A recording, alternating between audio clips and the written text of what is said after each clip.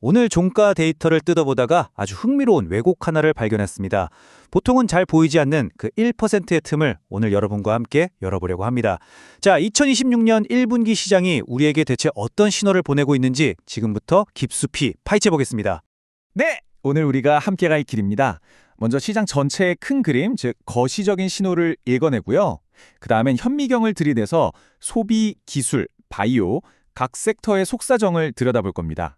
그리고 이 변동성 속에서 우리 포트폴리오를 지켜줄 방어주를 찾아보고 마지막에는 이 모든 분석을 녹여서 당장 써먹을 수 있는 실행 계획까지 차근차근 만들어 보겠습니다. 좋습니다. 첫 번째 순서입니다. 일단 숲부터 봐야겠죠? 시장 전체를 위에서 내려다보는 탑다운 관점으로 시작해보죠. 과연 돈은 어디로 흐르고 있고 그 흐름이 지금 시장의 체질에 대해 무엇라고 말해주고 있을까요? 데이터는 아주 명확한 방향을 가리키고 있습니다. 바로 오랫동안 다른 곳에 묶여있던 가계의 금융자산이 주식시장으로 본격적으로 넘어오는 현상, 우리가 머니무브라고 부르는 바로 그 거대한 흐름이 시작됐다는 겁니다. 이건요, 단순히 돈이 좀 들어온다 이런 차원의 이야기가 아닙니다. 시장의 판 자체를 바꿀 수 있는 굉장히 중요한 시그널이죠. 자, 이 숫자를 한번 보시죠. 정말 놀랍지 않습니까? 작년 4분기에 하루 평균 36조 원 정도 거래되던 시장이 불과 한 분기 만에 66조 원을 넘어섰습니다. 거의 2배 가까이 폭발한 거예요. 여기에 더해서 소위 B2라고 하는 신용잔고까지 늘었다는 건 뭘 의미할까요? 이건 시장 참여자들이 이제 리스크를 감수하고서라도 적극적으로 베팅에 나서고 있다는, 시장의 열기가 얼마나 뜨거워졌는지를 보여주는 가장 확실한 증거라고 할 수 있습니다. 그럼 이렇게 시장에 풀린 막대한 유동성, 이 돈들이 다 어디로 가고 있을까요? 이제 시선을 위에서 아래로 바텀업으로 전환해서 실제 돈이 쓰이는 현장, 그중에서도 가장 강력한 내수 트렌드부터 따라가 보겠습니다. 정말 길었던 소비 침체 터널의 끝이 보이는 것 같습니다. 드디어 사람들이 지갑을 열고 실제 매장으로 다시 돌아오고 있어요.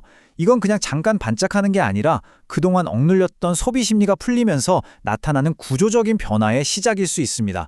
그리고 그 성장세가 꽤 의미 있는 수준입니다. 이 그래프가 바로 그 증거입니다. 한눈에 들어오죠? 특히 백화점이 무려 13% 성장하면서 전체 회복세를 이끌고 있습니다. 이건 다시 돌아온 외국인 관광객과 원화 약세 효과가 맞물리면서 나타난 결과라고 볼 수 있습니다.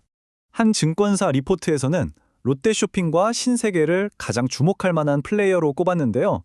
여기서 우리가 봐야 할 건 바로 PBR, 주가 순자산 비율입니다. 롯데쇼핑이 0.2배, 신세계가 0.6배. 이게 무슨 뜻이냐면 지금 주가로 회사를 다 사도 이 회사가 가진 땅이나 건물 같은 자산 가치의 반의 반도 안 된다는 얘기입니다. 극심한 저평가 상태라는 거죠.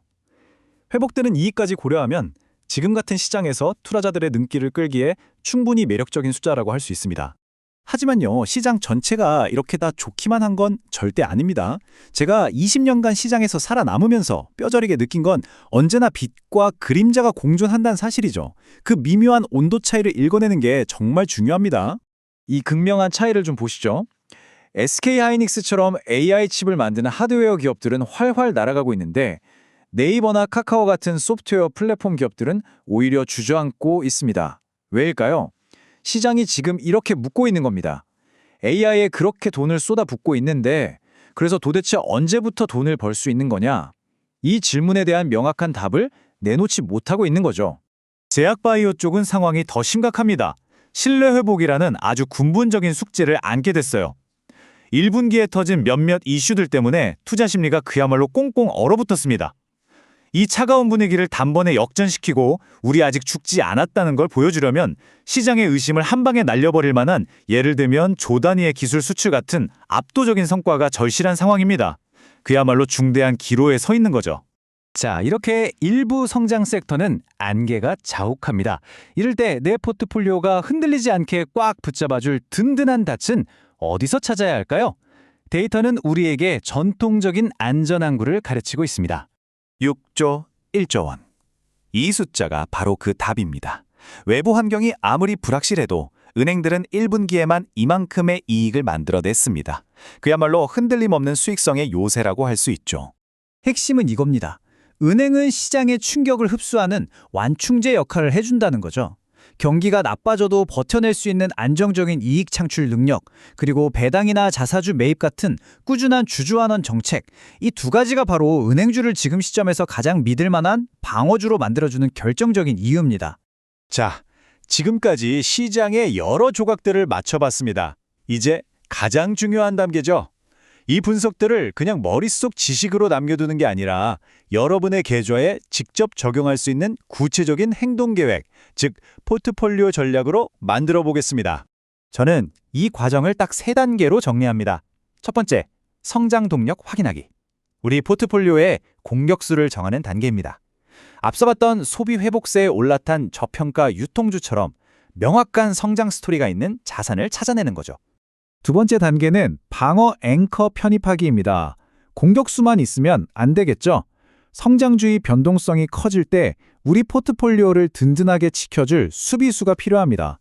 꾸준한 실적과 주주 환원을 약속한 은행주 같은 것들이 바로 그 앵커, 즉 닷 역할을 해줄 수 있습니다. 공격과 수비의 밸런스를 맞추는 겁니다. 그리고 마지막, 어쩌면 가장 중요한 세 번째 단계, 바로 대응 트리거 설정하기입니다. 이건 미래를 예측하는 게 아니에요. 시나리오를 짜고 미리 대응 규칙을 정해두는 겁니다. 예를 들면 소비재 주식의 PBR이 0.8을 넘으면 비중을 10% 줄인다거나 바이오 섹터에서 1조 원짜리 기술 수출이 나오면 비중을 5% 늘린다처럼요. 감정이 아니라 시스템이 움직이게 만드는 것. 이게 바로 철저한 준비의 영역입니다. 제가 지난 20년간 이 험한 시장에서 살아남을 수 있었던 건 바로 이 철학 덕분입니다. 미래를 얼마나 잘 맞추느냐가 아니라 지금 눈앞에 벌어지는 현실에 어떻게 기민하게 반응하느냐가 결국 승패를 가릅니다. 예측은 그저 추측에 불과하지만 잘 짜인 대응은 강력한 전략이 됩니다. 자, 여러분의 다음 수는 무엇입니까? 여러분의 포트폴리오를 다시 한번 들여다보시면서 이 질문을 스스로에게 던져보시길 바랍니다. 오늘 분석은 여기서 마무리하겠습니다. 함께 해주셔서 진심으로 감사합니다.